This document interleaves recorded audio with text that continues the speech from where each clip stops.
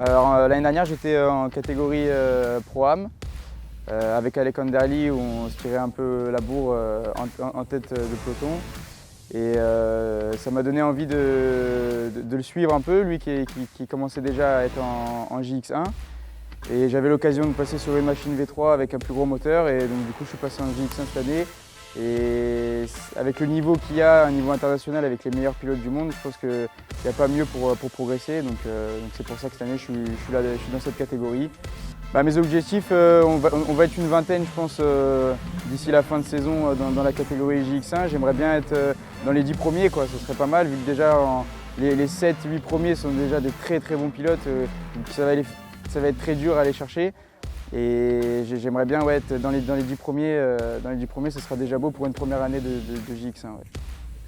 Ouais. Déjà la différence c'est que le temps de course est beaucoup plus long en JX1. Et avec plus de niveau, plus de bagarres en fait. En JX2, on partait, on était 4-5 dans le peloton de tête. Et là, ça va être des pelotons à 10 très bons pilotes. Et c'est vraiment très dur à tenir dans le bouillon. On est tous les uns derrière les autres. Et c'est ça qui est vraiment intéressant dans cette catégorie par rapport au JX2. Donc l'année dernière, j'étais aussi sur une Bullet, une V2.5, donc l'ancien modèle avant la V3. Et c'était un jet ski qui était une très bonne coque, un très bon moteur, mais qui sautait vachement en sortie de virage. Et très fatigant, très épuisante, alors, contrairement à celle-là, la nouvelle coque est un peu plus longue, qui permet d'être plus stable sur l'eau et une meilleure performance sur l'eau et en virage, en sortie de virage, et beaucoup moins épuisante et prendre beaucoup plus de plaisir sur cette machine avec un gros moteur dedans, c'est vraiment très intéressant.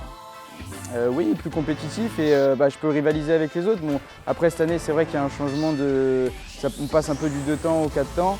Donc c'est vrai que c'est un peu un changement au niveau moteur, mais c'est vrai que ça me permet de me battre un peu avec la tête de peloton cette année. Ouais. Contrairement avec une V2.5 où on est un peu plus en retrait par rapport au peloton de tête.